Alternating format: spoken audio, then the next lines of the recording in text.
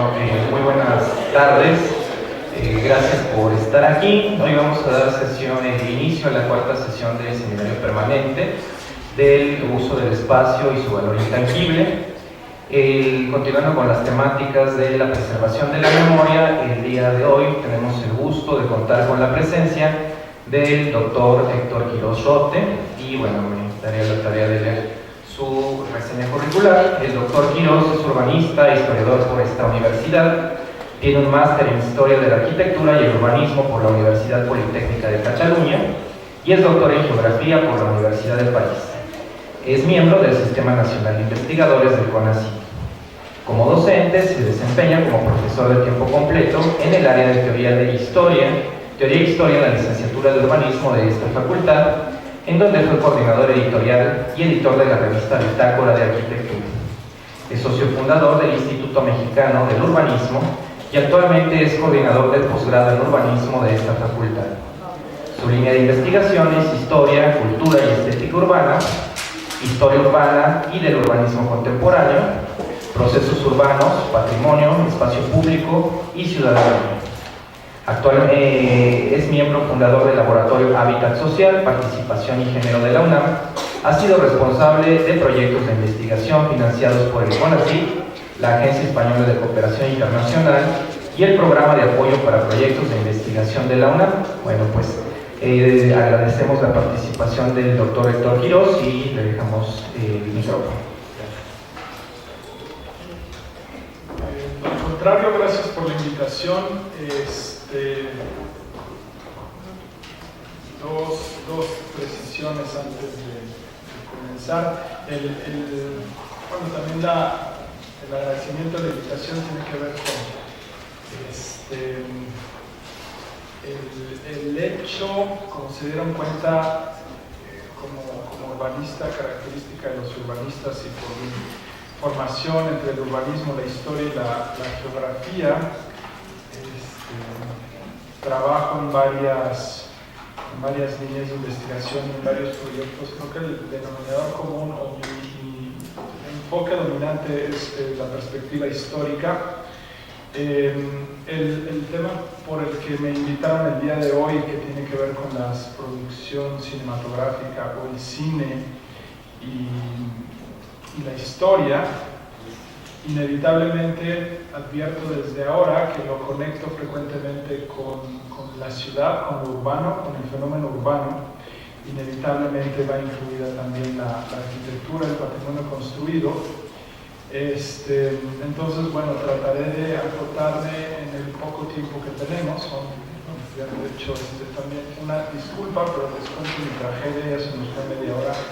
Les cuento mi tragedia de que hace 15 días se murió mi computadora, entonces también la disculpa es porque voy a estar brincando y buscando archivos por esta invitación que estoy aquí con mucho gusto, pues me pusieron a rescatar documentos, archivos y presentaciones que bueno, quiero compartirlas con ustedes, sobre todo con la intención de provocar, ¿no? De provocar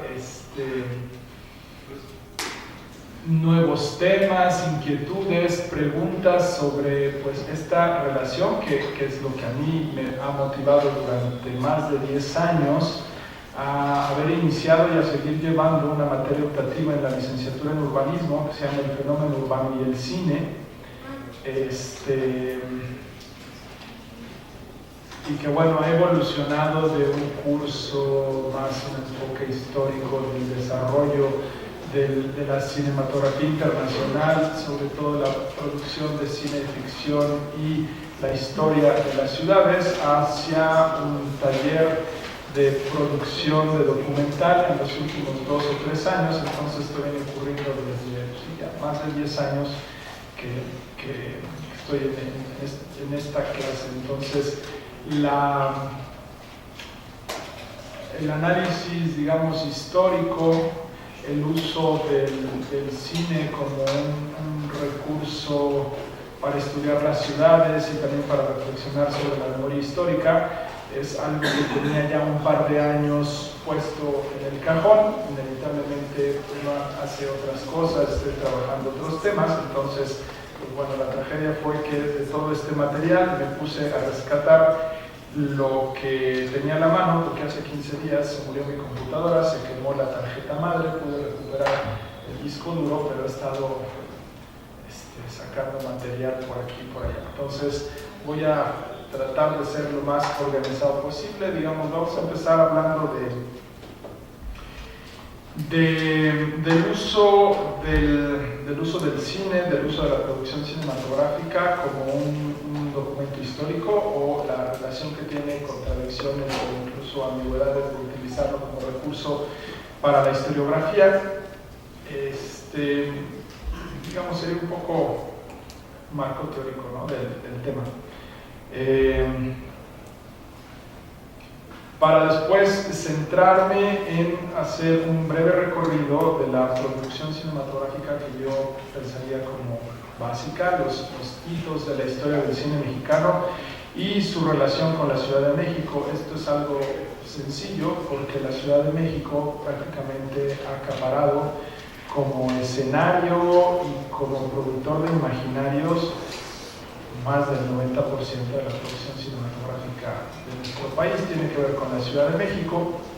Por ejemplo, hay interesantes son todos estos trabajos que se hacen desde las historias regionales sobre la presencia de otras ciudades y su patrimonio y la construcción de imaginarios colectivos en otras ciudades de nuestro país.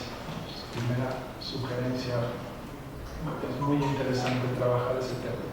Bueno, entonces primero estas referencias teóricas, después hablaremos un poco de la Ciudad de México y quería compartir, si nos da tiempo, tres textos, 3 artículos en donde ya trabaja específicamente el uso de películas de ficción, sobre todo, para, digamos, ampliar o complementar la construcción de la memoria histórica de las ciudades contemporáneas y del urbanismo en México. Uno de estos trabajos tiene que ver con el universo de las vecindades, de la vivienda popular histórica en nuestra ciudad. Otro de estos textos tiene que ver con la presencia de ciudad universitaria en 3 películas de la década de 1950, es decir, cuando se inaugura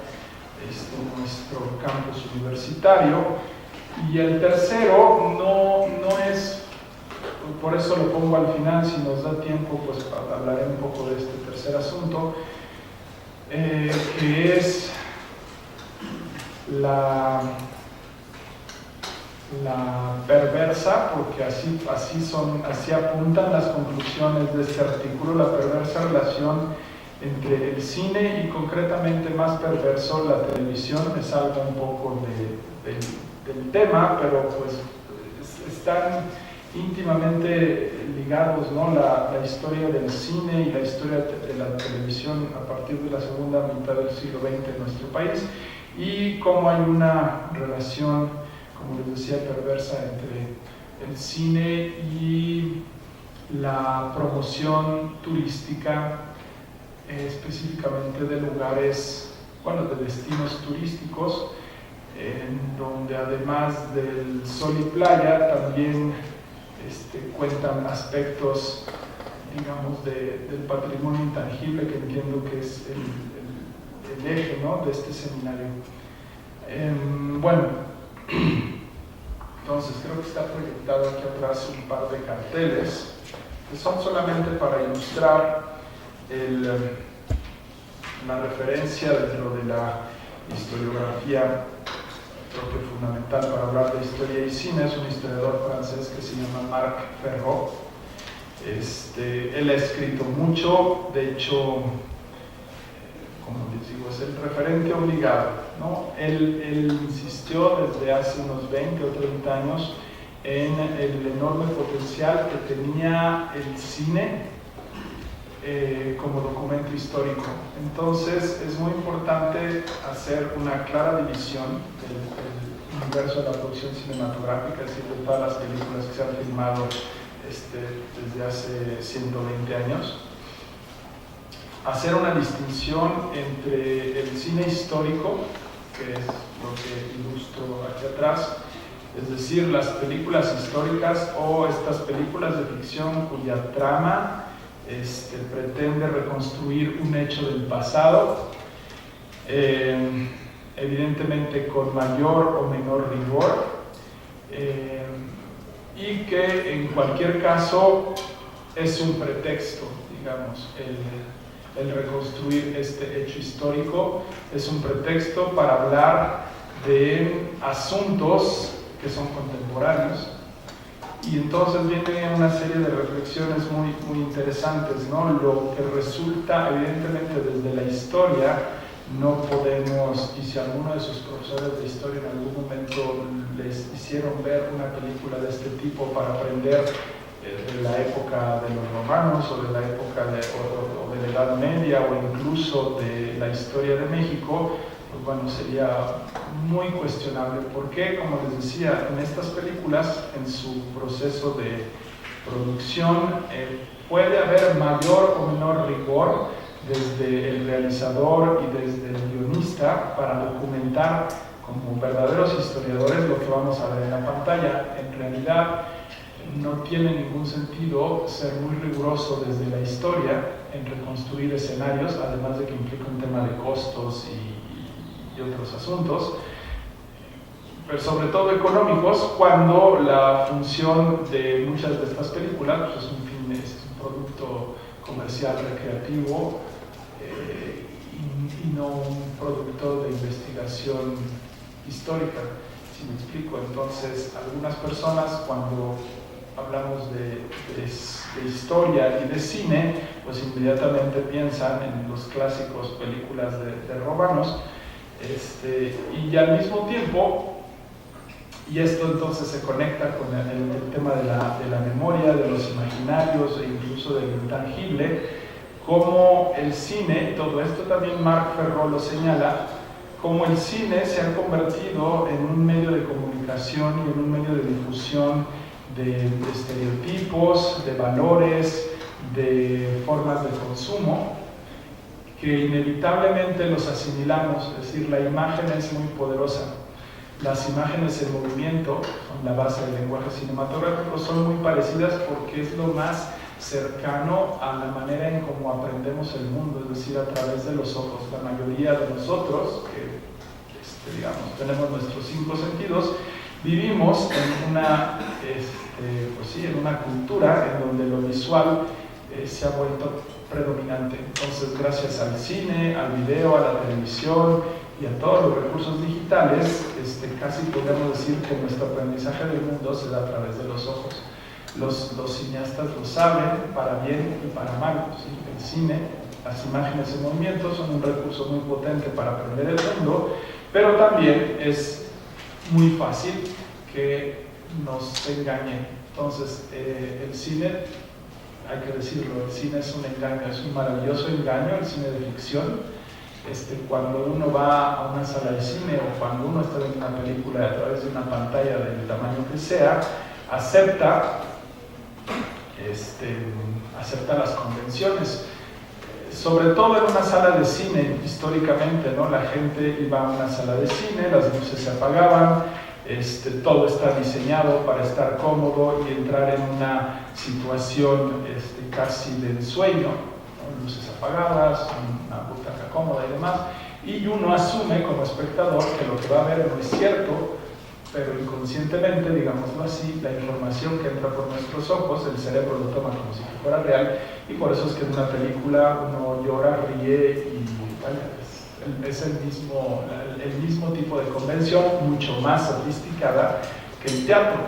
Cuando uno va a ver una obra de teatro, hay un telón, se abre el telón y uno asume que lo que está pasando ahí es como si fuera real, aunque es mucho más real lo que vemos en una pantalla proyectada. En fin, por eso no es una exageración decir, como dicen los teóricos del cine, que todo esto es un engaño.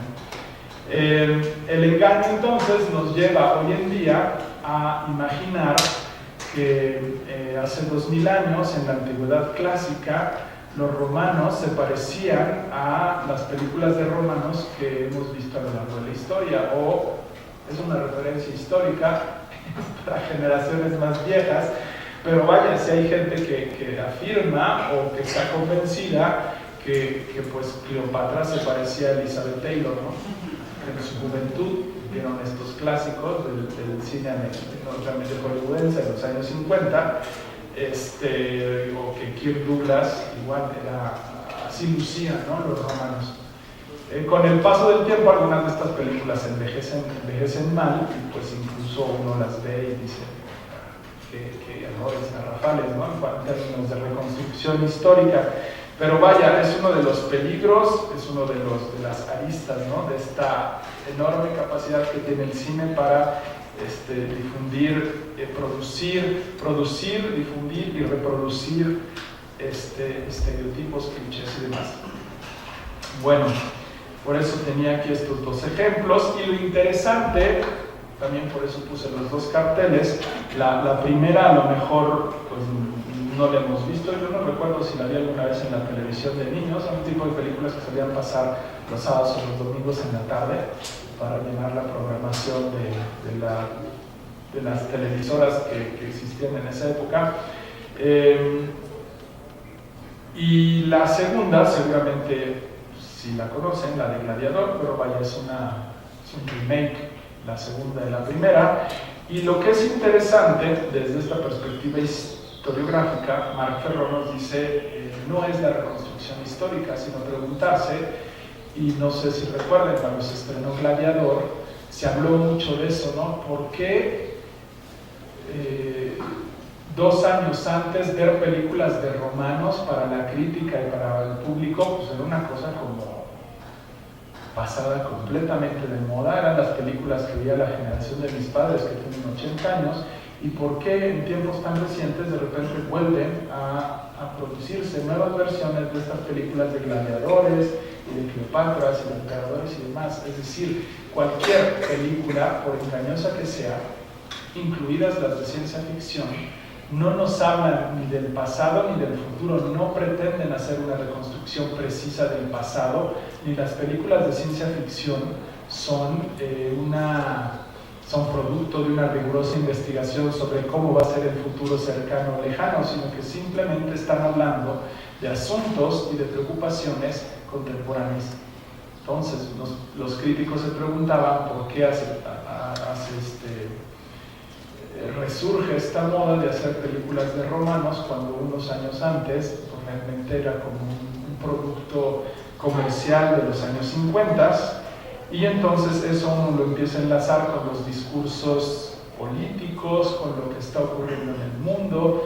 Todo esto son productos clásicos del cine hollywoodense, muy pensados detrás de cada película hollywoodense. Hay una industria, hay un gigantesco equipo de producción que está rastreando preferencias, intereses, si me explico. Entonces cualquier película de ficción, más allá de sus intentos de reconstruir el pasado y el futuro, sobre todo resulta interesante para hablar del presente, del momento en el que fue realizada y producida. La forma en cómo es recibida por el público, lo impresionante es esto, ¿no? Como Gladiador se vuelve un éxito de taquilla, gana premios, y pues vaya, a los que no les gustaban las películas de romanos decían, qué cosa tan rara, ¿no? En el siglo XXI, y películas que fueron un éxito en 1950, resulta que vuelven a ser un éxito. El tema de romanos. Bueno, esto de los romanos en su momento, los años 50, lo tengo mucho más claro y más estudiado que lo que está pasando hoy en día.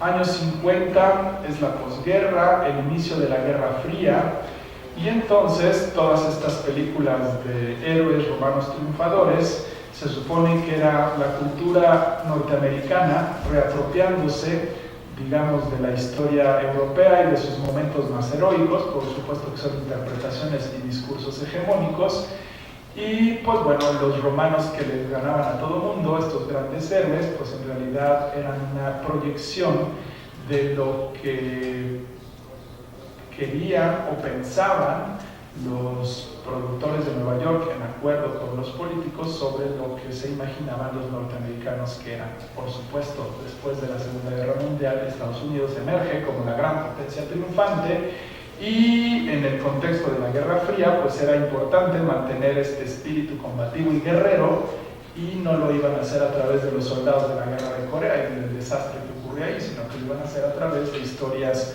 de héroes romanos o de la Edad Media. En fin, esa es una explicación.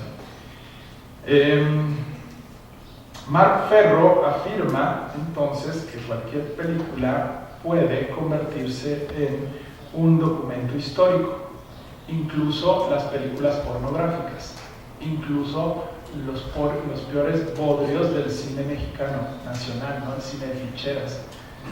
Por supuesto que no vamos a insistir en su calidad técnica o estética, pero es muy interesante estudiar ese cine en su contexto histórico. Ya son un documento histórico de la sociedad mexicana en los años 70. Y bueno, y el preguntarse por qué en ese momento existía un público para ver esas historias que hoy en día, si las vemos, pues digo, son insufribles. Vaya, ya ni en plan lúdico pornográfico, no eran malísimas. Bueno, sí, conozco a un joven que estaba en la maestría en urbanismo, y bueno, yo mismo tuve la experiencia. Hicieron una cosa muy curiosa hablando del cine pornográfico, por no irnos al extremo. Nadie pensaría que una película pornográfica, que así como las reconstrucciones históricas no están pensadas para estudiar historia, y espero que sus profesores de historia no se las hayan recomendado, porque entonces lo que uno aprendió de ahí, pues una distorsión absoluta, ¿no? Cleopatra con cara de Elizabeth Taylor, o Gladiador con el actor las maestría en historia del arte, un conocido que estaba trabajando rigurosamente el cine porno de principios del siglo XX. Y hace algunos años, también estando en París, me tocó ir no era el estreno, pero sí fue un éxito, digamos, comercial, un historiador que se puso a buscar películas pornográficas de 1900. La sorpresa era esa, ¿no? Uno piensa que la pornografía empezó con Marilyn Monroe y Playboy. No, desde 1900 ya existía. Y pues bueno, hicieron un largometraje a partir de piezas pornográficas de 1900, y pues bueno, era muy curioso ir a ver esa película con curiosidad de historiador, y pues en realidad lo que uno estaba viendo ahí eran películas pornográficas en blanco y negro y muy curiosas, pero era un documento histórico sobre la historia de la sexualidad, sobre las costumbres, incluso el entender cómo esas películas eran producidas para ser proyectadas en los burdeles de París de 1900, de la bella época. Entonces es un ejemplo extremo de cómo cualquier producto audiovisual, cinematográfico, puede convertirse en un documento histórico muy valioso.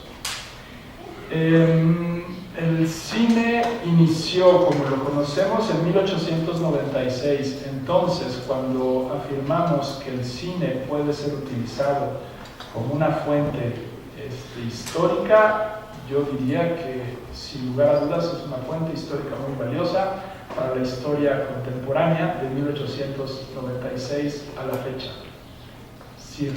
Sirve para hacer la historia, y por eso es que a mí me interesa muchísimo, porque me dedico más a la historia contemporánea. ¿Por qué a la historia contemporánea? Porque en la historia del urbanismo las cosas más interesantes, o por lo menos lo que mejor explica la realidad de las ciudades contemporáneas, pues lo que pasó desde el siglo XIX y el siglo XX. Entonces, sin duda, desde esta perspectiva, el cine es un documento histórico invaluable. Ahora bien, también habría que hacer la diferencia. A ver, entonces estamos hablando de películas de romanos, nos ubicamos entonces en México, cine contemporáneo. ¿Alguno de ustedes se acuerda de qué año es esta de Tlatelolco, Verano 68? Es algo bastante reciente, ¿no? ¿Algunos de ustedes la vieron? Sí. Que yo francamente no la vi. Yo vi el póster y decía, Dios mío, ¿qué es esto, no? La versión live de uno de los momentos históricos o de uno de los acontecimientos históricos contemporáneos que a mí me provocan muchos conflictos, ¿no? Y por supuesto que yo no lo viví, pero soy de la generación que se estremeció viendo la primera, Rojo Amanecer. Rojo Amanecer debe de ser de 1989, 90, o sea, yo recuerdo haberla visto cuando estaba estudiando arquitectura. Y les preguntaba que si se acuerdan de qué año es la otra, que tendrá 2, 3 años. ¿Como 6? Dejémoslo en 5.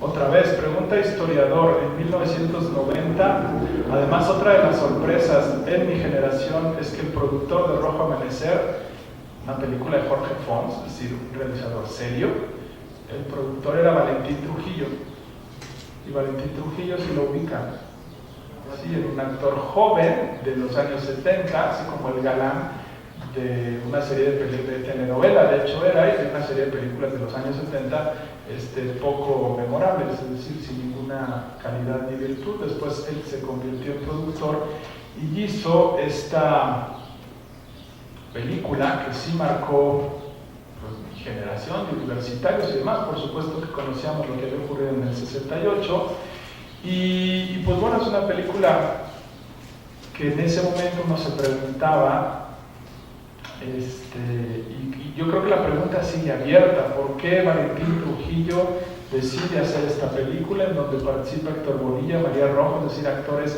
comprometidos, serios, buenos actores, y es una reconstrucción del 2 de octubre del 68.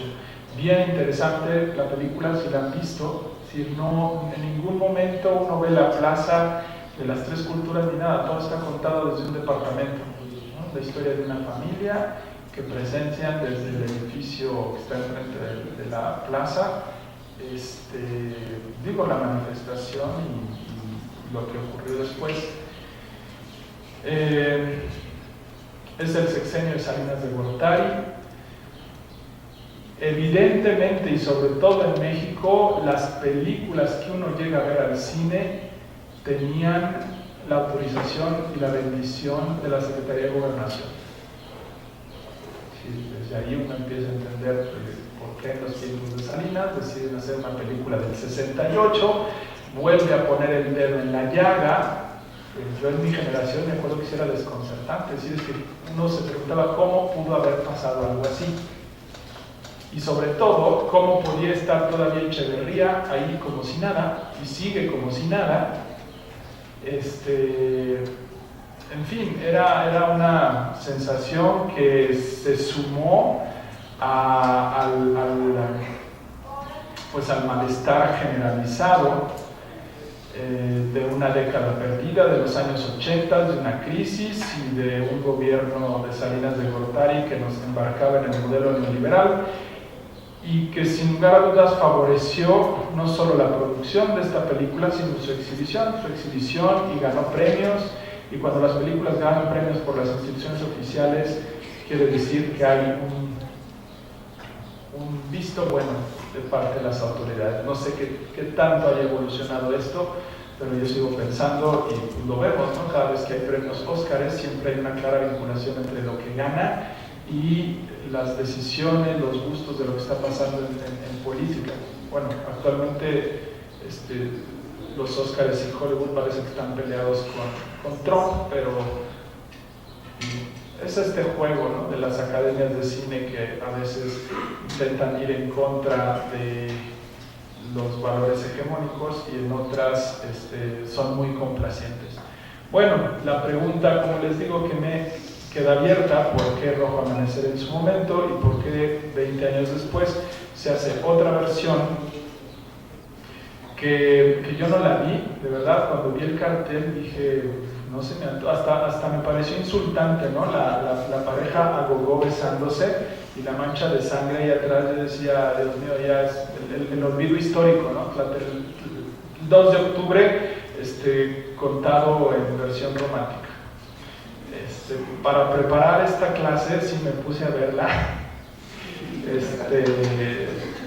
le brincaba, ¿no? Realmente no me la aventé toda, entendí claramente de qué se trataba, era como una versión comedia romántica, pero en ambos casos a lo que iba con estas dos películas, además de preguntarnos por qué en ese momento se hace una película sobre ese tema, o por qué se vuelve a hacer un remake. Sin duda, el 2 de octubre del 68 sigue siendo ahí una herida de la historia contemporánea, pero ¿por qué el interés? ¿Por qué la apuesta? Inversión de mucho dinero en volver a contar la misma historia. En Tlatelolco, verano del 68, hay, a diferencia de Rojo Amanecer, en donde no hay material histórico ni grandes pretensiones en términos de producción. Esta sí hay toda una reconstrucción de la Ciudad de México de los años 60. Me gustó las locaciones, o sea, está bien logrado en términos de la producción de arte, ¿no? Los vestuarios, el Pedregal, las calles del Pedregal con los coches de los años 60. Eso en los años 80 era bien difícil en una industria cinematográfica nacional de muy pocos recursos, pero hoy en día el cine, la industria mexicana está mejor que nunca. Creo que el año pasado se produjeron más películas que nunca en toda la historia del cine nacional, y en la época de oro. Creo que son 170 películas el año pasado, de las cuales solo se estrenaron 80. Se hicieron 170 y qué pasó con las otras, quién sabe, a lo mejor se estrenan este año o a lo mejor nunca consiguieron entrar a los circuitos comerciales y nunca las podremos ver. Entonces también ese es un problema para los historiadores cuando recurrimos al cine como documento histórico. ¿Qué hacemos con estas películas que quedan enlatadas? ¿Las consideramos o investigamos por qué quedaron enlatadas? Y puede haber múltiples razones, incluida la censura o la autocensura. Y para cerrar la idea, entonces, estábamos hablando del uso de las películas como documento histórico. Cualquier película puede serlo, hasta una pornográfica, y otras en donde claramente hay una intención de reconstruir un hecho histórico. Aquí están dos ejemplos. Por un lado, las preguntas de por qué en ese momento se vuelve a tocar el tema del 68, y por otro lado, sí se puede hacer un análisis sobre el rigor de la reconstrucción histórica. En la más reciente, la de la historia romántica, utilizan material de archivo.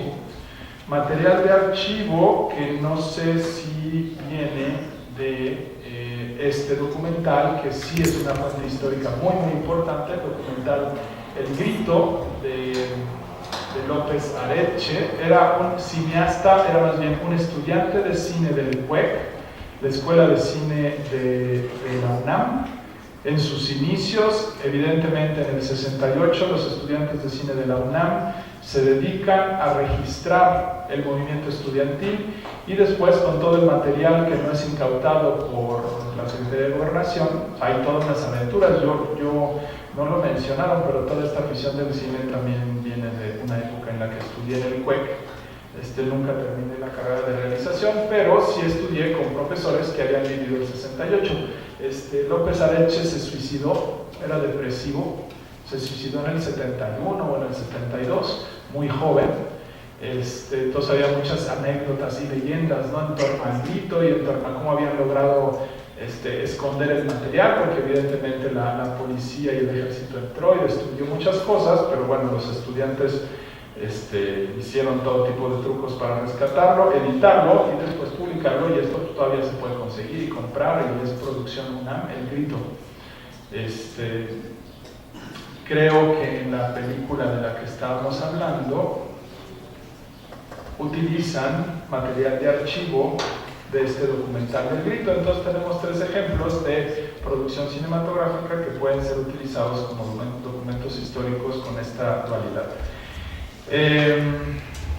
Bueno, en el mismo sentido, así nada más recordando, lo del 68 queda la pregunta, ¿por qué volvemos a esto? La película sobre Hidalgo y Morelos, pues estas sí tuvieron que ver con el bicentenario, la independencia, todos queremos.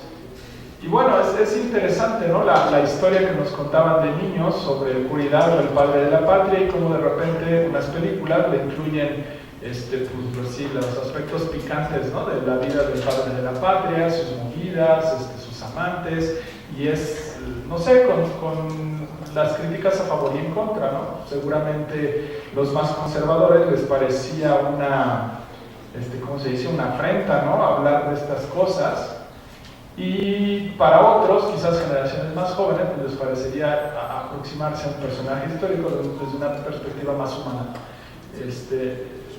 Lo mismo, no sé si algunos de ustedes la vieron, Hidalgo, la historia jamás contada, y la de Morelos, el espíritu que liberó a un pueblo. Las dos son de Antonio Serrano. Ahí lo que podríamos decir es que Antonio Serrano pues es muy famoso como director de telenovelas, y en mi lista, en mi top 10 de películas de la Ciudad de México, incluye una película de Antonio Serrano que es Sexo, Pudor y Lágrima. No tiene nada que ver con esto, pero lo que todos sabemos es que Antonio Serrano es un buen realizador, y sobre todo un buen realizador de películas comerciales. Entonces, digamos que aquí la historia, con el pretexto del bicentenario, se vuelve el origen de un producto de mercadotecnia que creo que a final de cuentas no resultó así muy exitoso. Y bueno, haciendo el recuento de películas recientes, reconstrucciones históricas, es decir, estas películas que un profesor de historia nos puede mandar a ver al cine para aprender del siglo XIX mexicano, la de Huérfanos, la historia de un personaje histórico del siglo XIX, de Melchor Ocampo. La directora de la película es Gita Schitter, que había hecho una película también en los años 80 o 90, una historia muy personal, anecdótica, también reconstrucción histórica sobre la juventud de los años 60, y concretamente hablaba de las formas de vida y costumbres de la comunidad judía en México, de la comunidad sefaradita en México. Desapareció, a mí me cae bien ese director, y después me la encontré haciendo, rescatando, ¿no?, esta película histórica sobre un personaje desconocido. Sí podría decir que ahí aprendí de historia, de Melchor Ocampo. Igual no sé si la vieron, pero digamos que detrás de esta producción sí hay toda una investigación histórica, de archivo.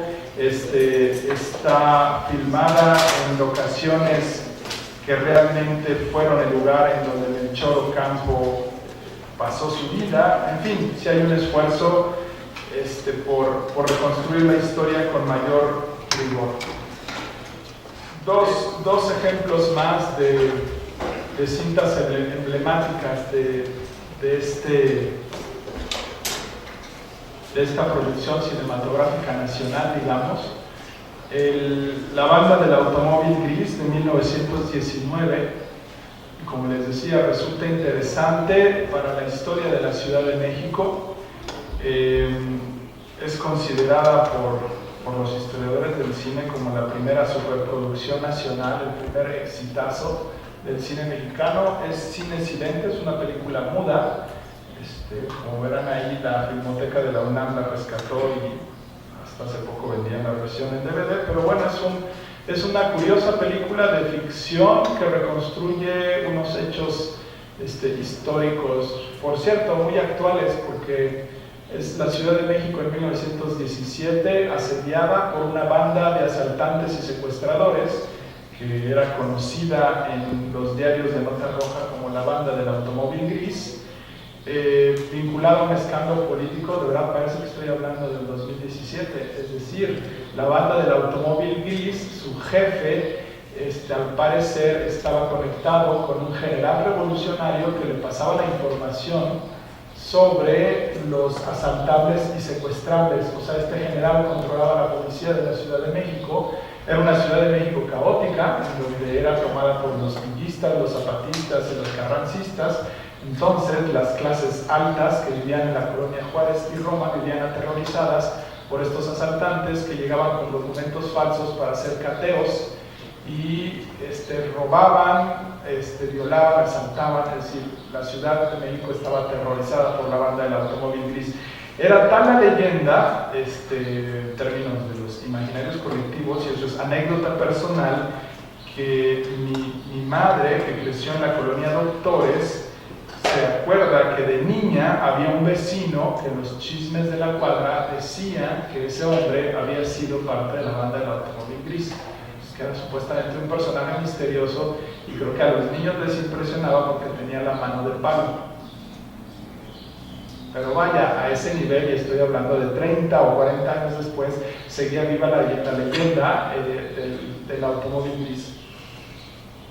Les decía que es una película muy curiosa porque todo esto, el 90% de la película es una reconstrucción de los hechos con actores, es decir, es una cinta de ficción con actores del momento, exitosos. Está filmada en locaciones de la Ciudad de México, lo que la vuelve en un documento histórico para nosotros. Si ustedes quieren imaginarse, si ustedes quieren ver, ahí está el poder del cine. Si quieren ver lo más cercano a cómo lucía la Ciudad de México, sobre todo estas colonias a principios del siglo XX, pues la pueden ver y descubrir cómo eran las calles de la colonia Roma o de Santa María de la Ribera. 1919, es muy cercano a los hechos, entonces el público sabía dónde habían ocurrido las cosas y no se iba a dejar engañar, además de que no existían estudios ni dinero para hacer una reconstrucción de los lugares. Entonces realmente la película está filmada cuando pasaron los asaltos y los secuestros, y al final la película fue muy exitosa porque el realizador utilizó la filmación real del fusilamiento. La película termina con la captura y el fusilamiento de los jefes de la banda, y eso fue filmado. Lo que me resulta curioso desde ahora es que al público no le brincaba que los actores de toda la película no son los mismos de la escena final, que son los verdaderos asaltantes siendo fusilados. Obviamente no hay continuidad en la textura ni en la luz. El material era un material de la policía, digamos, ¿no? El fusilamiento de los ladrones, y al parecer, de acuerdo a las crónicas de la época, el hecho de ir a ver la filmación real del fusilamiento era el plus. La película era muy buena y dura como 2 horas, pero el poder ver en el cine el fusilamiento, me imagino que provocaba hasta furor en el público de filmásenos, ¿no? O me recuerda estas cosas tan comunes en la antigüedad, de que la gente iba a ver cómo ahorcaban a un asesino, y era como de diversión del domingo en la tarde, ¿no? Ir a ver la horca, o cómo quemaban a los judíos en la Alameda, o yo qué sé. Siempre está esa parte morbosa, que por supuesto el cine la sabe explotar muy bien. Bueno, y Memorias de un Mexicano es un documental. Y ahí también quería hacer la distinción entre el cine de ficción. No sé si les queda claro la distinción. Podemos dividir la historia de la producción cinematográfica en 2 grandes géneros, la ficción y el documental. Normalmente cuando hablamos de cine pensamos en ficción, es decir, Hollywood, la época de oro del cine mexicano, grandes actores. La ficción, digamos, para ser breves, es una especie de realidad alterna. Parece real, pero en realidad está basada en un guión, en una producción, utiliza actores, ¿no? La ficción del teatro, la ficción en la literatura, es ficción, no es realidad. No es real, esos actores no son personas de carne y hueso, no son personajes justamente. La reducción de un ser humano, de una persona real, convertida en personaje. A todo el mundo nos gustan las películas de ficción, porque justamente son una abstracción de la realidad en todas sus dimensiones. Y bueno, lo dejo ahí. Y por otro lado está el cine documental, que si bien el cine nació documental, si pensamos en las tomas de los hermanos Lumière, la gente iba al cine al principio de su historia a ver tomas de la realidad. Las calles de París, el tren entrando a la estación, los obreros saliendo, las obreras saliendo de la fábrica. Sí, hoy nadie iría al cine a ver tomas de Avenida Insurgentes, ¿no? A las 6 de la tarde, ¿no? ¿Qué es eso? Evidentemente es más de un siglo después, pero es la sensación más cercana a cuando un amigo nos pone el video de su fiesta, de su boda o de la boda de su sobrina, que para él está interesante, pero para uno y a mí qué, ¿no? O sea, es una fiesta y está, o vaya, las grabaciones de sus vacaciones, ¿no? También, y estamos aquí en la playa y no pasa nada. Justamente ese no pasa nada es la gran diferencia entre grabar cualquier cosa y estructurarlo dramáticamente. En el cine de ficción, digamos que se hace la estructura y se filma. En el documental se toma la realidad y se dramatiza, utilizando en ambos casos el lenguaje cinematográfico, cuyo principio es la fragmentación del espacio y el tiempo. Sería tema de otra clase ponerme a explicar esto, pero sí es importante tenerlo claro. Lo que uno ve en la pantalla es más fácil explicarlo en la ficción. Como todo está premeditado y pensado, se filma pongamos un ejemplo, la película de Melchor Ocampo, ¿no? Nos cuentan la vida de Melchor Ocampo, que habrá vivido 60 años en hora y media.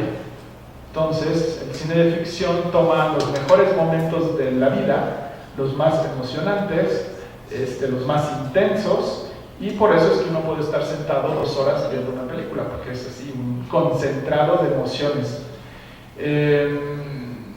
Entonces ahí está, es un concentrado de emociones, es muy intenso. En el cine de ficción funciona, en el cine documental, como en el caso del Grito, pues los estudiantes del WEC se fueron a filmar las marchas y meses después seguramente lo editaron. Lo editaron y trataron a partir de escenas reales sin saber cuál es el fin, ¿no? En una película de ficción, el fin lo sabe el director desde que se empieza a filmar. En una película de documental, bueno, también el documentalista debe de tener más o menos claro en dónde va a cortar, pero en general los documentalistas se dejan llevar por la realidad. Evidentemente llega un punto en donde tienen que cortar y se van a editar para poder crear un documental, o bien hay series de documentales que van contando la historia, porque los personajes, las personas que aparecen en un documental existen independientemente de la pantalla y del director y de la cámara. ¿Sí? Entonces en un documental no hay actores, no hay ensayos, no hay vestuario, ni maquillaje, ni construcción de realidades alternas. Construcción de realidades alternas sería reconstrucción de películas históricas o reconstrucciones de mundos del futuro o ciencia ficción. Vaya, Frankenstein, todo eso no existe en realidad. Son producciones, existen en la realidad del cine o de la literatura. Sí son reales, pero en la imaginación. Así termino entonces con el marco teórico. Para poder utilizar el cine como un recurso histórico, entonces es muy importante documentar el contexto de la película y sobre todo verlos con ojos críticos.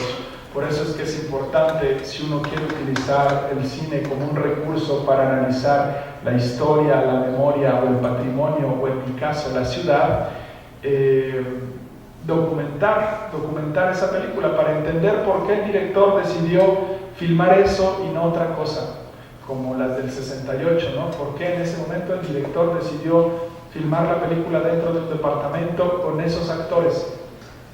¿Y por qué la otra decidieron, la de Verano del 68 tiene una estructura más convencional, o sea, cuenta la historia, hay un principio, hay un fin, hay una historia de amor, y para contextualizar utiliza material de archivo para los nostálgicos. En fin, la recomendación o lo que nos dice Marc Ferró es que hay que estudiar mucho antes de empezar a hacer afirmaciones sobre una película y antes de utilizar una película como fuente para la historia. ¿Sí? Entonces vale la pena para la historia contemporánea, pero hay que estudiarla. entender los recursos cinematográficos, entender cómo se estructura la película, entender esto que les decía, ¿no? De que al final de cuentas es un engaño, la película no fue para que aprendieras historia, tenía otros fines comerciales, dramáticos. Y bueno, a lo largo de la historia del cine hay momentos muy valiosos. Lo que nos dice Marc Ferro, aprovechando esto, la cita es valiosa: la película por sí misma no enseña historia, hay que interpretarla. La película por sí misma no enseña historia, hay que interpretarla.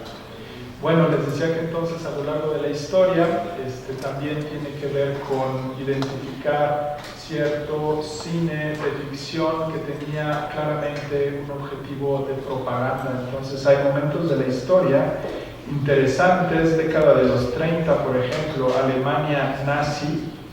Hay una industria cinematográfica al servicio del discurso del Estado nazi.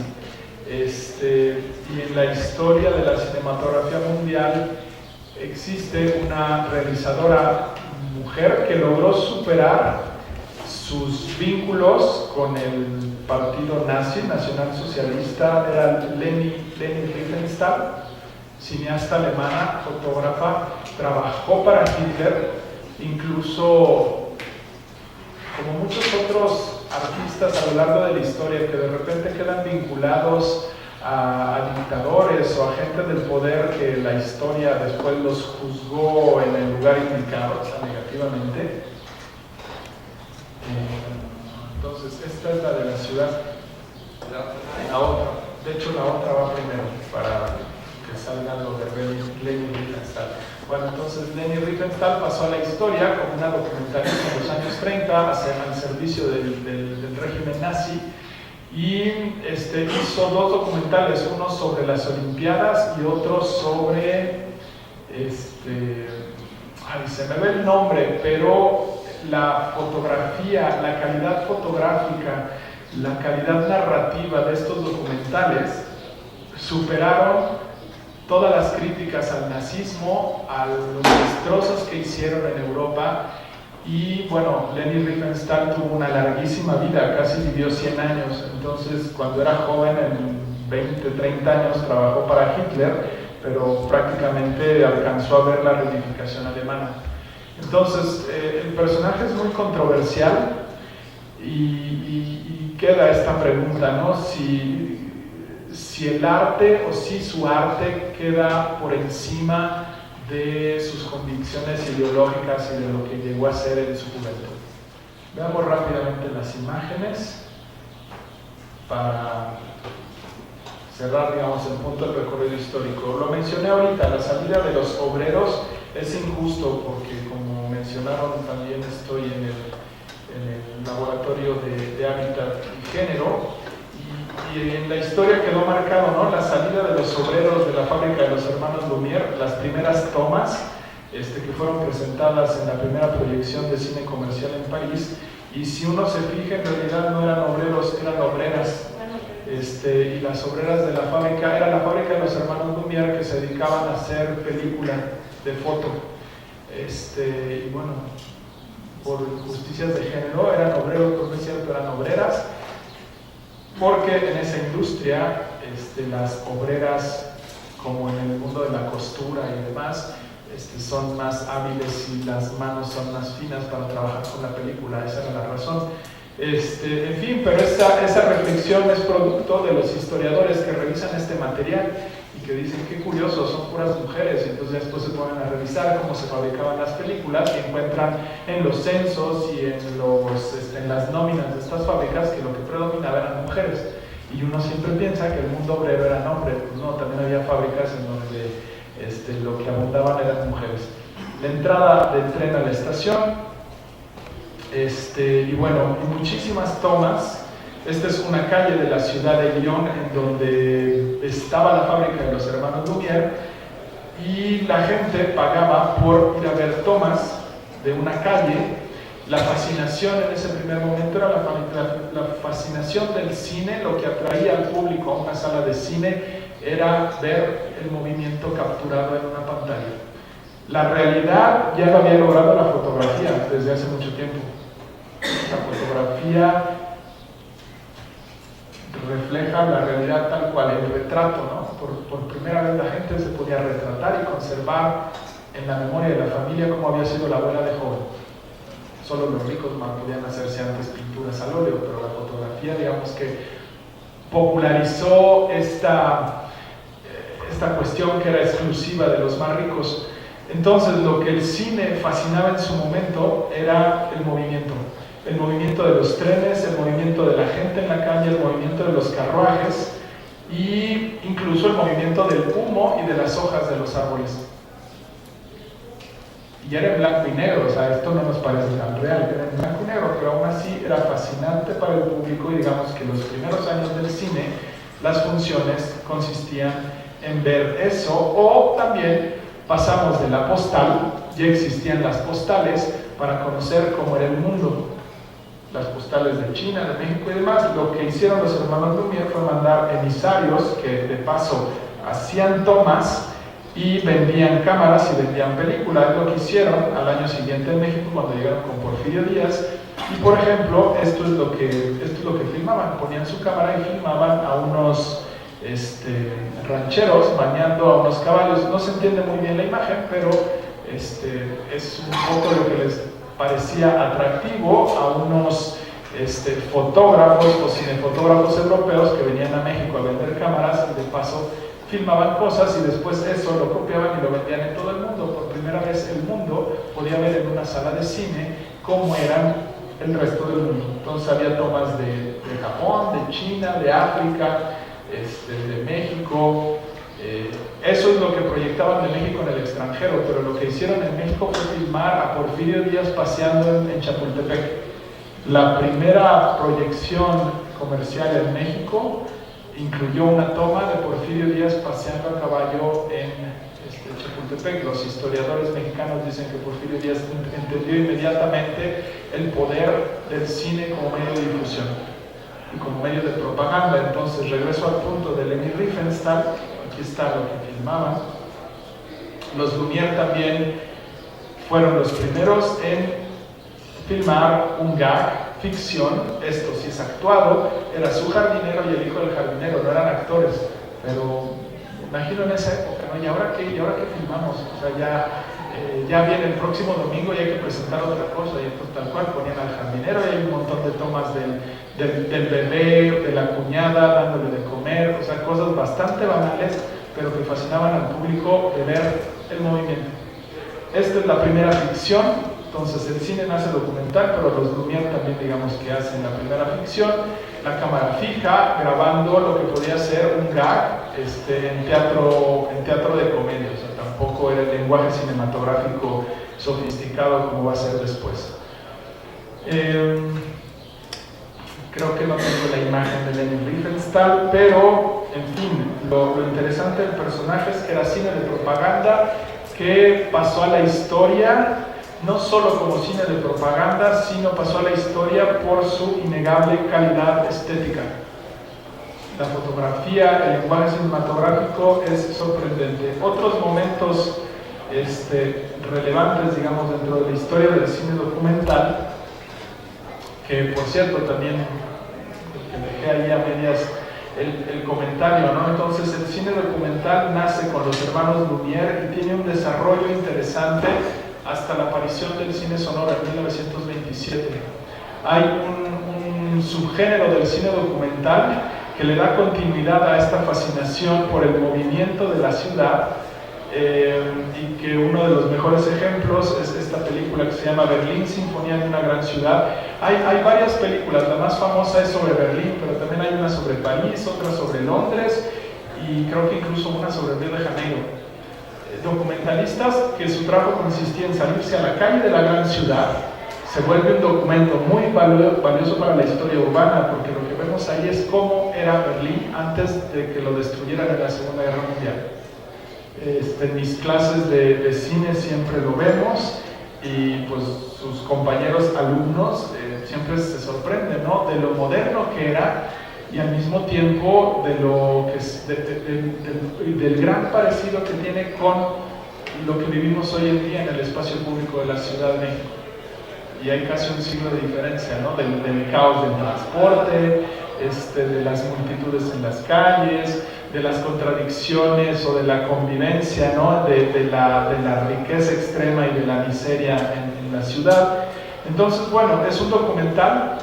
Su director se salía a la calle a tomar sin ton ni son y después regresaba al laboratorio a intentar construir una historia. En su momento, Los Críticos, 1927, Berlín, efervescencia cultural y política, República de Weimar, le fue muy mal a Walter Ruttmann, que fue el realizador de esta película, le fue muy mal por la crítica de sus contemporáneos. Consideraban que era una historia, era un pegote de tomas de la ciudad y que no había ningún compromiso político. Otra vez, entender el contexto de la película. Evidentemente, 2017, el valor que le damos a esta película es otro completamente. Es un experimento, sin duda, era un experimento visual que fue muy mal recibido en su momento. Es el mismo año de otra gran película muda sobre las ciudades, que es Metrópolis, cine de ciencia ficción, y la antesala del cine sonoro. El cine sonoro, digamos, que va a matar esta época dorada del cine documental, que después valoramos enormemente por el valor histórico de estas imágenes, lo va a matar por el sonido. Es decir, los espectadores fascinados por el movimiento ya tenían 20, 30 años viendo coches en las calles, y pues el sonido se vuelve en el plus atractivo. Piensen en las comedias musicales, piensen en Marlene Dietrich cantando. De ver las calles de Berlín a ir a ver un musical hollywoodense, pues no había ni comparación, ¿no?, para el gran público. Entonces, el documental quedó condenado a los noticieros. Con el sonido se le agregaba a estas tomas de los presidentes inaugurando algo, o de las batallas de la Primera y de la Segunda Guerra Mundial, se le agregó la voz en off de un locutor, de un narrador que describía lo que estábamos viendo. Y yo soy lo suficientemente viejo como para recordar mi infancia, haber ido al cine a ver noticieros. No íbamos a ver noticieros, pero eran estos noticieros de Demetrio Bilbatúa, que creo que están en la Filmoteca de la UNAM y que ya son material histórico, porque se dedicaba a, pues sí, era un noticiero cinematográfico con cápsulas del presidente inaugurando tal cosa, o la Cámara de Comercio de la Ciudad de México en tal exposición. Yo tengo vagos recuerdos, y sí, uno veía cosas muy raras antes de la película. Entonces me acuerdo que vendían incluso boletos para ver las noticias y los cortos, y el boleto para ver todo. Y había gente, la mayoría de la gente ya tenía televisión, pero todavía la gente que no tenía televisión iba al cine a ver las noticias. Y entonces el cine documental quedó pues ahí encajonado en los noticieros cinematográficos y por supuesto en los noticieros televisivos. Hasta los años 50, cuando la tecnología evolucionó lo suficiente como para poder tener cámaras portátiles y sobre todo grabadoras de sonido portátiles, es cuando el documental tuvo como un segundo renacimiento a finales de los años 50, el cinema verité.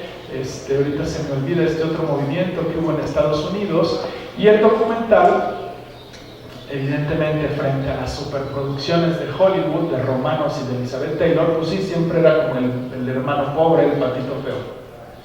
Hasta hace poco tiempo, en donde en todo el mundo, y tiene que ver con la crisis de la ficción hollywoodense, ¿no? Hemos oído hablar mucho de eso.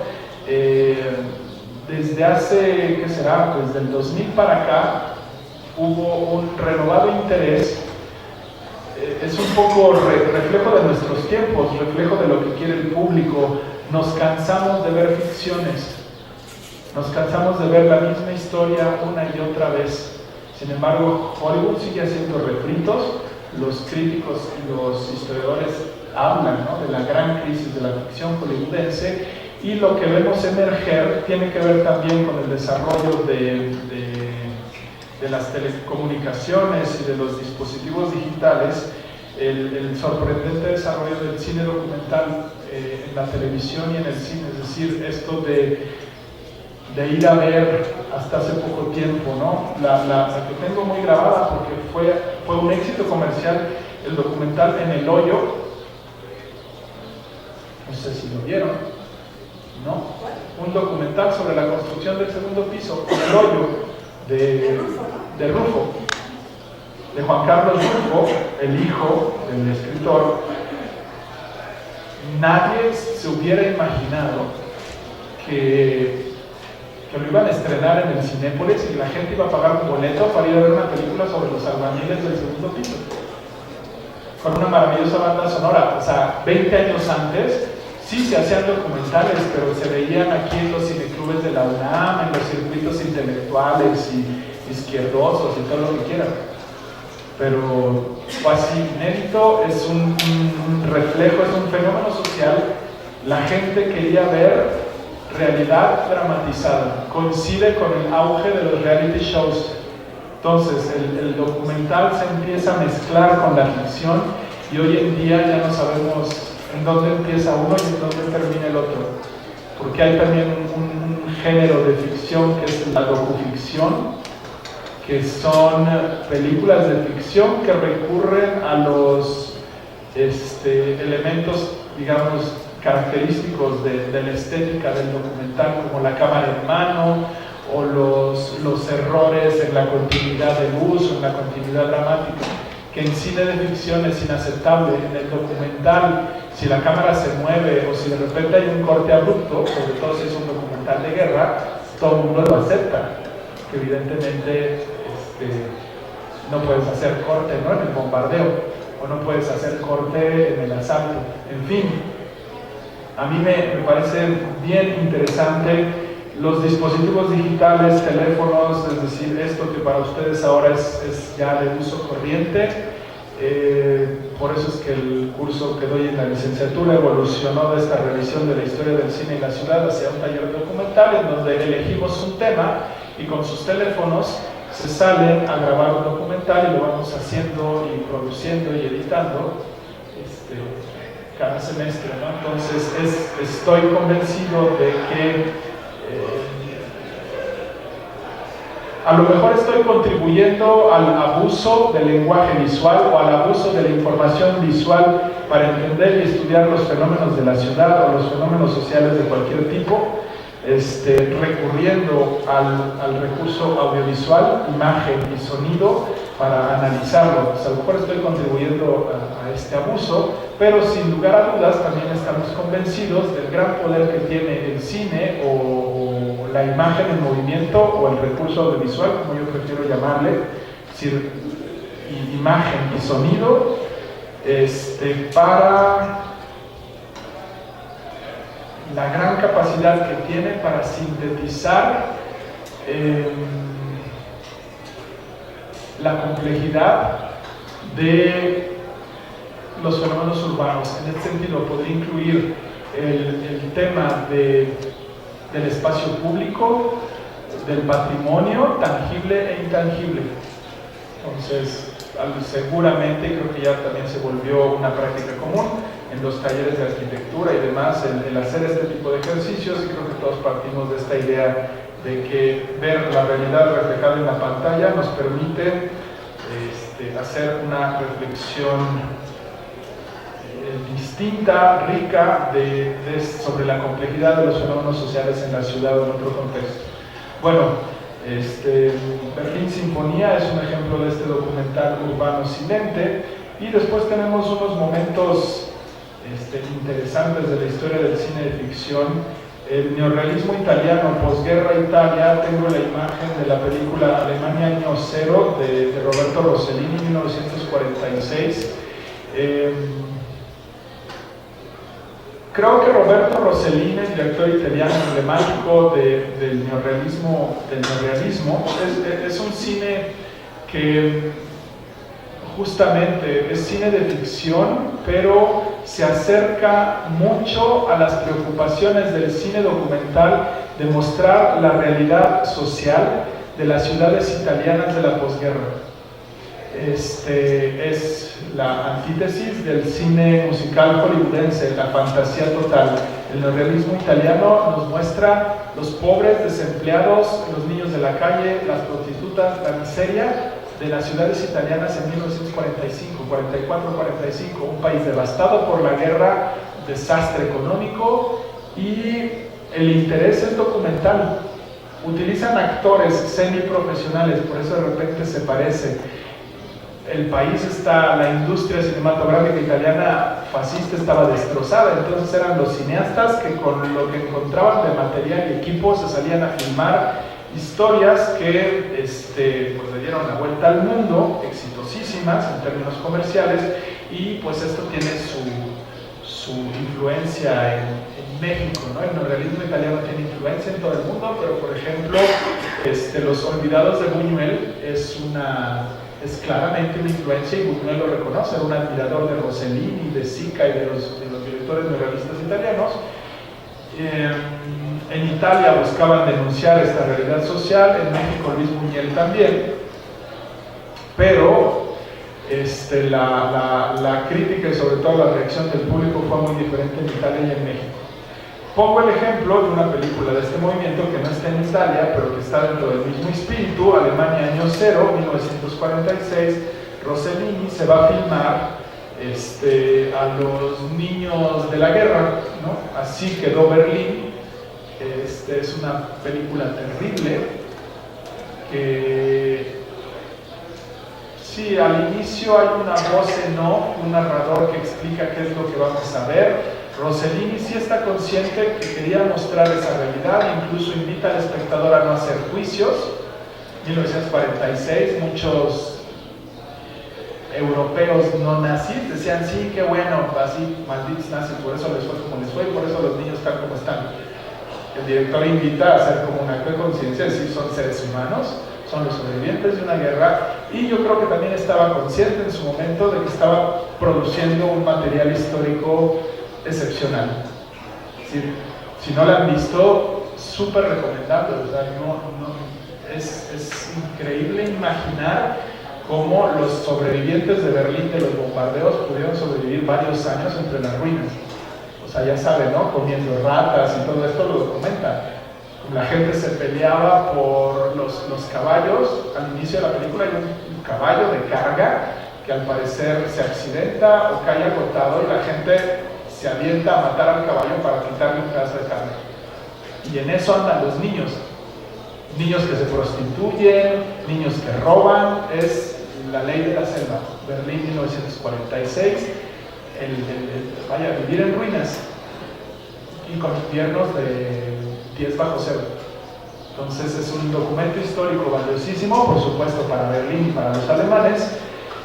Secuelas, hablé de Los Olvidados, pero se supone que la famosísima Nosotros los Pobres de Ismael Rodríguez, si ustedes recuerdan, al inicio hay dos niños así como pobres que empiezan a revisar un libro, y en el libro habla de la marginación y la pobreza en México y las vecindades. Ese es el inicio y supuestamente la intención de Ismael Rodríguez, que pasó a la historia como uno de los directores que produjeron pues estas películas emblemáticas de la cultura popular cinematográfica nacional. Se supone que también tenía influencia del neorrealismo italiano, o sea, esta idea de retratar a los pobres de las vecindades, tenía influencia del neorrealismo. Por supuesto que en el neorrealismo no hay números musicales ni chistes, o sea, es la realidad en bruto, tal cual era.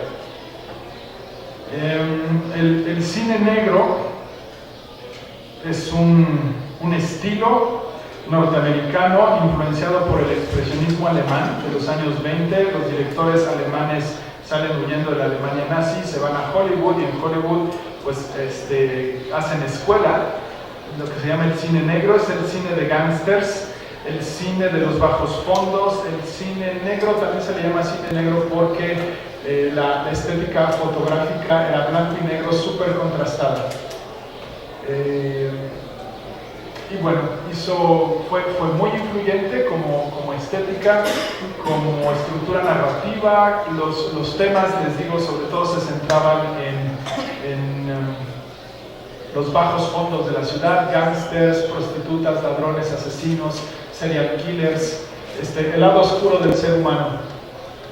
Años 30, Estados Unidos, la Gran Depresión, Estados Unidos estaba sumido en una profunda crisis y digamos que este estilo marcó y ha marcado el cine norteamericano, digamos, de más reflexión, de construcción de personajes con una complejidad psicológica y por supuesto también tuvo una influencia en México. La estética fotográfica pues la vemos claramente en Distinto Amanecer de Julio Bracho y en otras películas de la época, sobre todo La Otra, que es la que está en mi top 10 de la Ciudad de México. La Otra de Roberto Gabaldón es una maravillosa película mexicana que tiene una gran influencia de la estética del cine negro.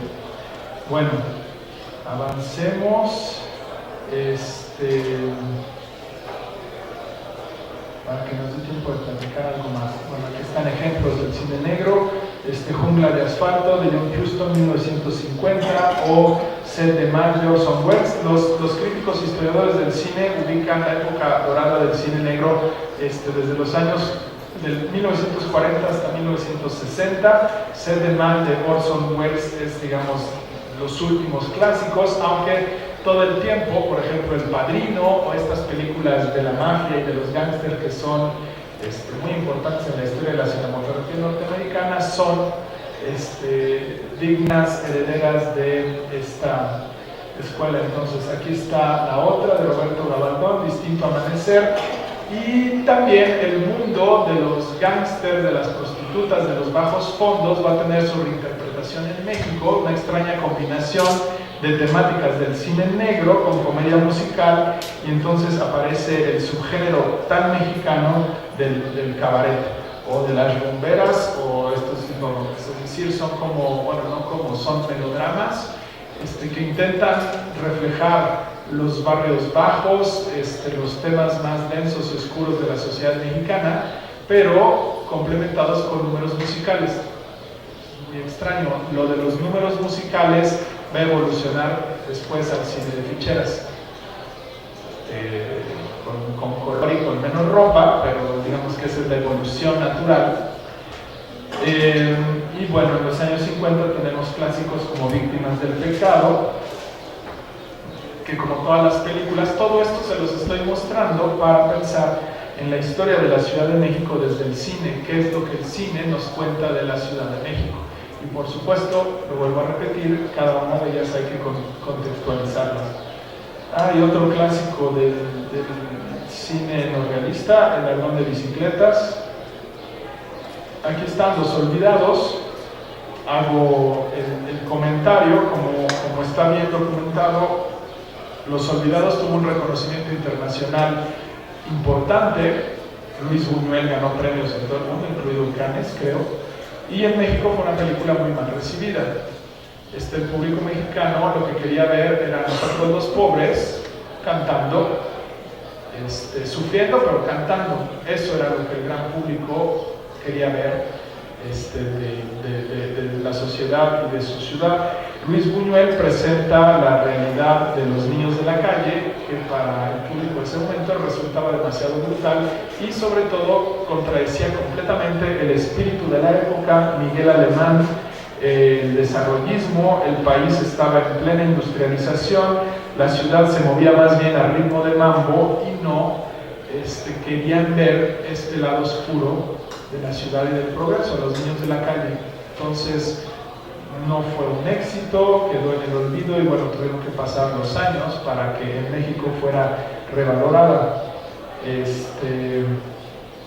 Otro momento de la historia del cine, en cuando la nueva ola, la Nouvelle Vague francesa, 1960, Truffaut, Godard, cine de jóvenes, cine, digamos, provocador, salirse a la calle. Como son cineastas jóvenes, tienen pocos recursos y entonces en vez de filmar en los grandes sets, se salen a las calles de París y nuevamente, de forma involuntaria, crean documentos históricos muy valiosos. En este caso, para la historia de París, el preámbulo de 1968, de la Juventud Rebelde, de vaya, toda esta revolución social y cultural que va a ocurrir en París. Pues bueno, estos son los directores que provocaron a esos jóvenes que iban al cine a cambiar el mundo. Según yo, esta es hipótesis mía, ya podemos discutir. Años 60, el cine mexicano y su industria ya está en franca decadencia, la época de oro ya quedó atrás, y cuesta trabajo, a mí me sigue costando mucho trabajo encontrar buenas películas de los años 60 que podamos utilizar para esta historia de la Ciudad de México, y entonces una de ellas, imprescindible, Los Caifanes de 1966, Juan Ibáñez haciendo mancuerna con el guión de Carlos Fuentes. De hecho, los críticos de Fuentes consideran que los personajes de Los Caifanes son una continuación de los personajes de la región más transparente del aire. Y bueno, en fin, es una interpretación local de este cine joven que aborda temáticas inusuales en el cine nacional y que sobre todo nos van a presentar una Ciudad de México, por un lado como onírica. Toda la película ocurre durante una noche de aventuras. Esta supongo que sí la han visto. Y hacen un recorrido de la Ciudad de México hasta la madrugada, ¿no? Habla de los conflictos sociales. Es una pareja, Julissa y Enrique Álvarez Félix, que por cierto el personaje es un arquitecto, es decir, es una pareja de clase media alta que viven en San Ángel. Son modernos y se les descompone el coche o algo les pasa y terminan en el auto de Los Caifanes, que son 4 personajes de extracción popular que andan de cotorreo en la noche. Entonces los adoptan y se van, digamos, a recorrer la ciudad de México en las noches. Inevitablemente es documental, ¿no? La película. Y bueno, ya nada más para terminar, otras ciudades y otros cineastas en donde su producción cinematográfica está muy vinculada, Woody Allen con Nueva York, y que sin lugar a dudas son películas imprescindibles para entender la cultura y la identidad de esta ciudad. Por ejemplo, en la Ciudad de México no tenemos a nuestro director, y si los tenemos, nuestra relación del cine con la Ciudad de México es bastante conflictiva o hasta disfuncional, diría yo. No hay una relación de amor entre el cine y la Ciudad de México. Y vaya, lo digo pensando en la Ciudad de México, su historia, su patrimonio tangible e intangible y sus espacios públicos. Cuesta mucho trabajo hacerlo. Casi todo lo que les he mostrado pues, son películas que originalmente no estaban pensadas para hablar de la ciudad, están pensadas para denunciar alguna problemática social, yo qué sé. Wim Wenders, director alemán, desde los años 70, y es alguien que ha hecho muchas películas y una gran reflexión sobre las ciudades, su historia y su patrimonio, ¿no? Desde la época alemana o de sus clásicos berlineses, Tan lejos y tan cerca, y Las alas del deseo, más bien al revés, Las alas del deseo, y la segunda parte que es Tan lejos y tan cerca, pues es una versión contemporánea de la reinterpretación de la historia alemana contemporánea por Wim Wenders. Wim Wenders también hizo Historias de Lisboa. Es un amante de las ciudades, se enamora de una ciudad y se va a filmar a ellas. Entonces hizo Historia de Lisboa, que es un homenaje a la capital portuguesa, y también hizo el documental de La Habana, ¿cómo se llama? Gracias a ese documental se hicieron famosísimos estos viejitos músicos cubanos que ya se han ido muriendo, pero el Buenavista Social Club, el documental, el soundtrack se hizo más famoso, pero el documental es un documental de Wim Wenders. En fin, es para notarlo en esta relación. Pedro Almodóvar tiene una relación también así muy amorosa con Madrid.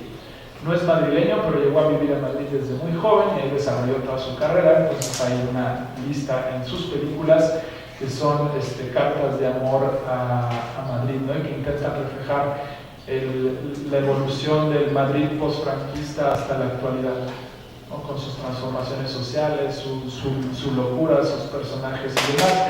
Y bueno, esto es solo una imagen para hablar quizás de una de las ciudades más cinefotografiadas, París, desde el inicio de la historia del cine. Y este es como un clásico contemporáneo del 2001, Amélie, la película de Amélie, que es como justamente un buen ejemplo para pensar en esta dualidad del cine como recurso histórico, de cine como engaño, como una ficción. 2001, la película de Amélie es una extraña reconstrucción temporal, porque no es el París del 2001, sino que es como el París de los años 50, que no existe. Lo que es interesante también de esta película es que ya estamos en la era digital, entonces logran una manipulación absoluta de la luz, el color y las texturas de lo que estamos viendo de París. Entonces es un París que es, pero al mismo tiempo no es. O sea, es un engaño muy bien hecho, y lo interesante es el fenómeno social que produjo, ¿no? Es como el París de Postal, la ciudad del amor, la ciudad más bella del mundo y todo esto que los turistas van a ver. Es quizás anécdota personal, pero creo que sí fue muy importante para toda una generación. En esa época yo estaba viviendo en París y recuerdo cómo había tours de japoneses para ir a visitar las locaciones de Amélie. Es decir, y hasta la fecha siguen habiendo tours de japoneses. Y bueno, en esa época me fue a visitar una amiga mexicana que estaba obsesionada con querer ir a ver el bar de Amélie de la película, que sí existe. Y vaya, sí, cientos de turistas tomándole fotos a un local que no tiene. Entonces, sirve de ejemplo de esto que les decía, el cine que produce y reproduce estereotipos y clichés, y nos regodeamos en eso, en los imaginarios de París. Lo curioso es que a los parisinos y a los franceses también les encantó. Siempre están despotricando en contra de París, la gente, la mugre y la inseguridad, como todos los que vivimos en grandes ciudades. Pero esta película iban a ver el París que se imaginan, o el París que quieren que sea en la pantalla. Fue un fenómeno social bien interesante. Y por supuesto, París son los turistas, y estos los turistas pues también aprovecharon para hacerlo. Bueno,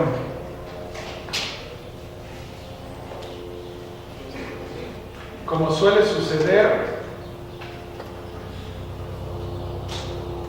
tapa mucho más. Les decía que quería hablar de tres textos, a lo mejor lo hago súper breve, pero sí quería compartir con ustedes un ejercicio reciente. Perdón, se perdió el material original, entonces se los puedo comentar, leer, si quieren tomar nota.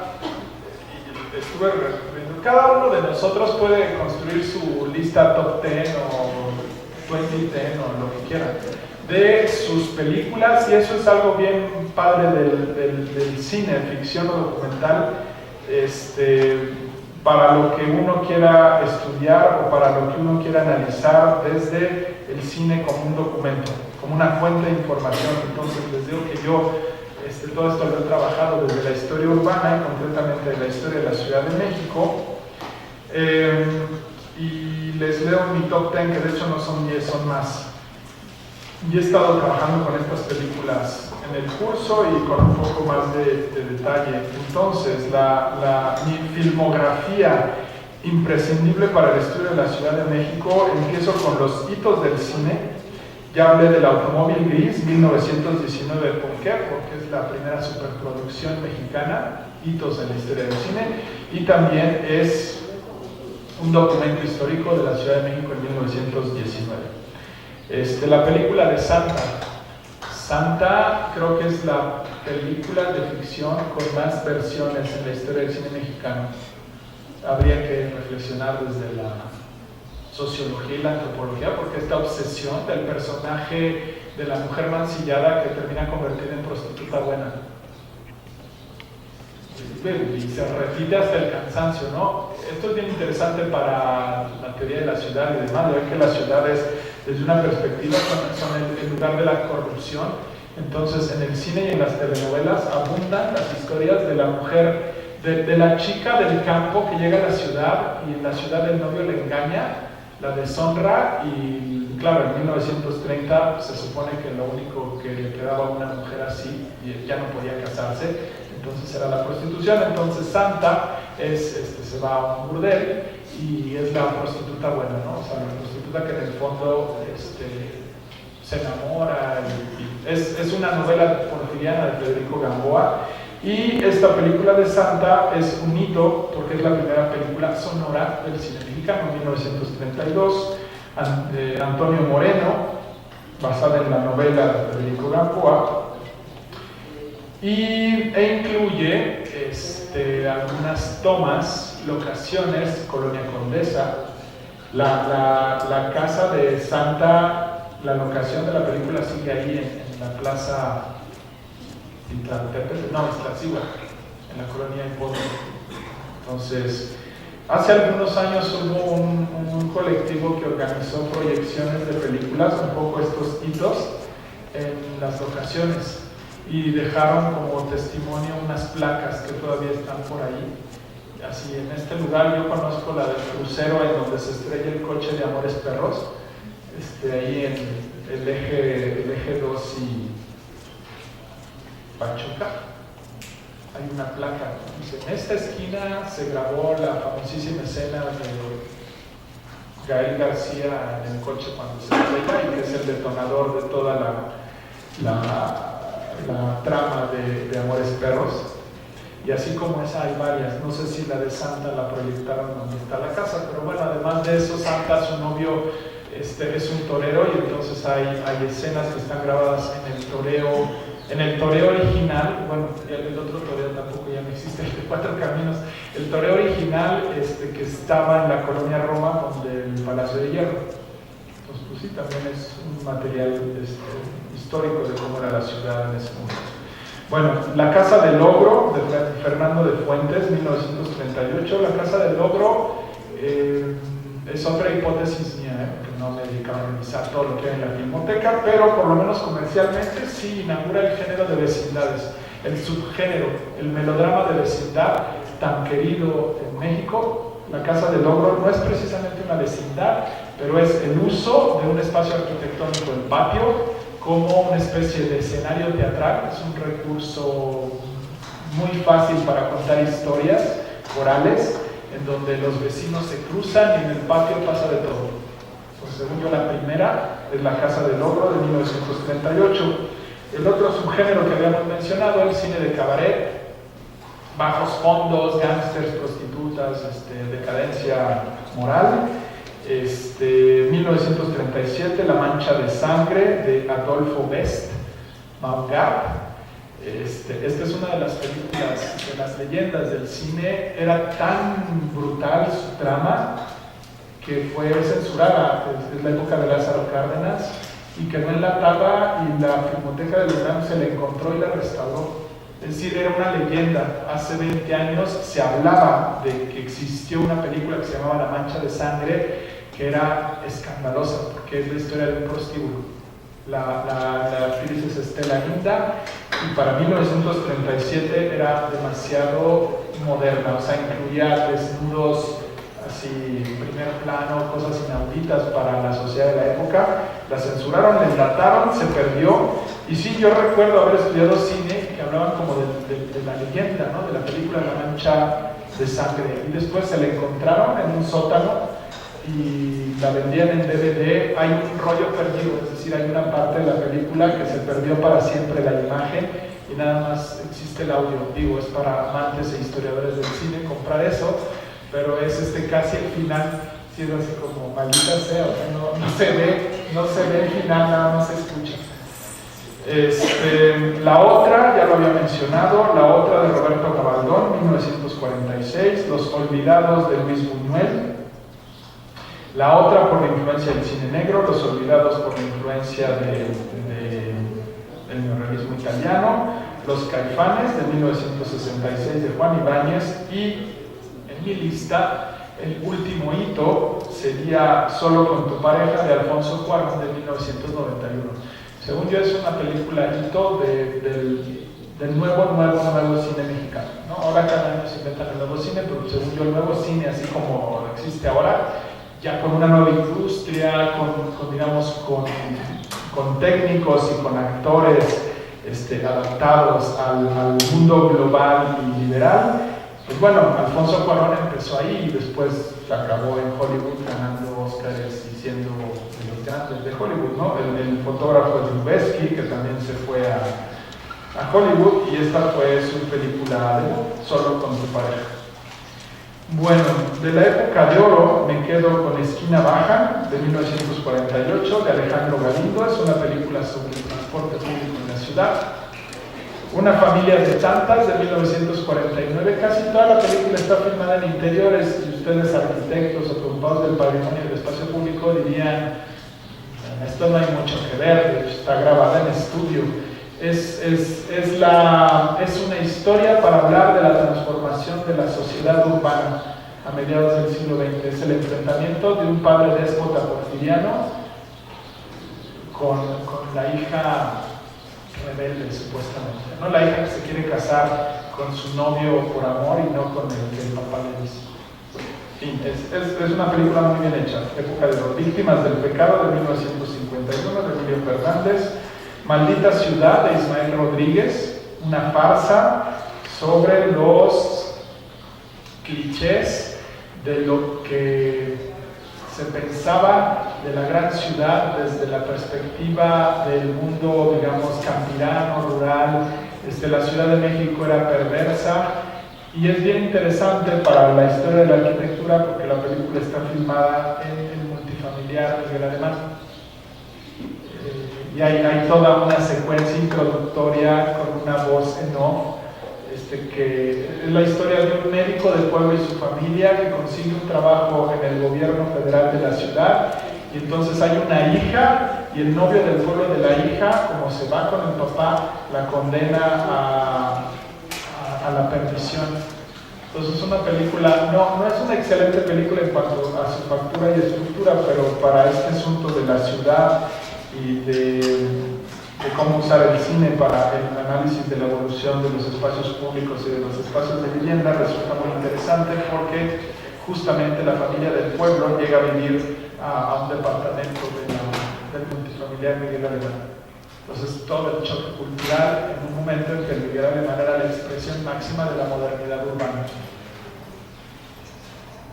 Del brazo y por la calle, de Juan Bustillo Oro, de 1955, es una película en donde en los créditos la Ciudad de México es la protagonista. Tiene igualmente una secuencia introductoria muy larga que retrata todos los barrios y avenidas de la Ciudad de México. Y mi favorita de Luis Buñuel para hablar de la Ciudad de México no es Los Olvidados, sino que yo prefiero La Ilusión Viaja en Tranvía, de 1953.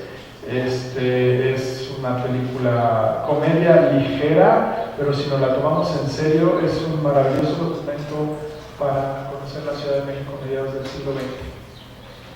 Igual, súper recomendable desde mi punto de vista. Bueno, después de la época de oro viene la crisis del cine mexicano. Yo solamente logro ubicar 3 películas. La primera de 1975, Tívoli, de Alberto Isaac. Es considerada la que inaugura el cine de ficheras, pero si ustedes la revisan es un documento valioso.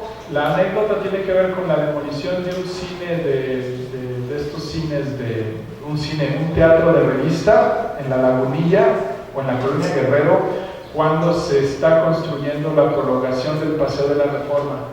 Entonces los actores de ese teatro se organizan y hacen una manifestación. Además es una película que habla sobre un gran proyecto de renovación urbana, sobre la especulación, la corrupción y demás de los proyectos urbanos. El Minusos, de Roberto Rivera, de 1981, y plena crisis en México y plena crisis del cine nacional. Sin embargo, es una película rescatable que habla ya de esta ciudad gigantesca, monstruosa, apocalíptica, la ciudad de Monsiváis. El Minusos. Y la tercera de este momento de crisis es Lola, de Mariano Barro, 1989. Es un retrato, de acuerdo a una entrevista de Mariano Barro, es un retrato de su querida Ciudad de México post-terremoto del 85. además cine feminista. Y bueno, y por último, la ciudad contemporánea del cine, la ciudad contemporánea del cine, listo. Son 1, 2, 3, 4, 5, 6, 7, 8. Ya nada más se las digo porque son más fáciles de ubicar. Empezaría con Sexo, Pudor y Lágrimas, Amores Perros, Perfume de Violetas, Temporada de Patos, de la Tlatelolco, Batalla en el Cielo, Cansada de besar sapos. Yo sé, es horrible, pero es una buena película, comedia romántica sobre gentrificación del centro histórico. De hecho, parecía propaganda de Slim para que los hipsters se fueran a vivir al centro. La película de La Zona, sobre gated communities, comunidades cerradas en Interlomas. Y la última en mi lista es Güeros, de 2015, que es una película, una road movie en la Ciudad de México, ¿no? Y por cierto es histórica, se supone que se ubica en la huelga del 99, son estudiantes universitarios, está filmada aquí afuera en la unidad latinoamericana, en Copilco, y bueno, es una cosa muy cercana, ¿no?, a nosotros universitarios, y es una reconstrucción histórica reciente de algo que pasó hace 15 años. Bueno, entonces nada más los dejo entonces con la invitación a tomarse en serio el cine, y pues insistir en el poder que tiene el recurso cinematográfico para estudiar los imaginarios. Con eso podría concluir. Ya no insisto en el documento histórico, ¿no? Sobre todo el documento histórico del siglo XX, es un documento histórico maravilloso para estudiar la historia de las ciudades del siglo XX. El cine también es un documento muy valioso para entender la complejidad socioespacial y psicoestética de nuestras ciudades o del fenómeno urbano, gracias a las características del lenguaje cinematográfico, esto que hablaba de la fragmentación del espacio y el tiempo.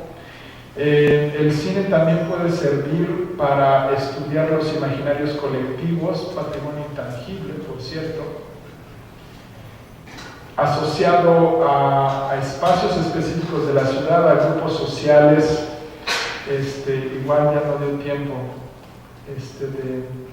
de hablar un poco de las locaciones favoritas del cine en la Ciudad de México, el Zócalo, el Paseo de la Reforma, los barrios pobres, lo que es supuestamente Tepito, Colonia Guerrero, cómo aparecen de forma recurrente, las vecindades, en fin, y cómo el cine ha producido estereotipos, ya sea en locaciones o en escenografías construidas en estudio.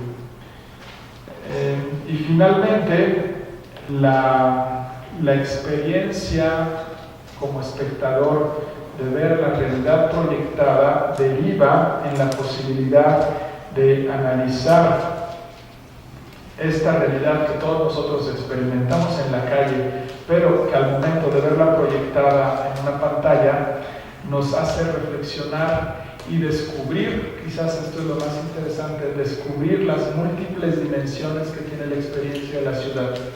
Yo siempre le digo a mis alumnos, si ya vieron la película, no importa, les apuesto que la vuelven a ver y le encuentran otra cosa. Como cualquier buena fuente, libro o película o artes plásticas, como buena obra de arte, tiene múltiples lecturas, entonces el cine es una más de ellas, y cuando queremos estudiar patrimonio, espacio público, ciudad, en su dimensión social, espacial, y simbólica, pues sin duda el cine es un recurso, casi diría yo, indispensable por la enorme influencia que tiene en la manera en cómo vemos el mundo. Y ahí lo dejo.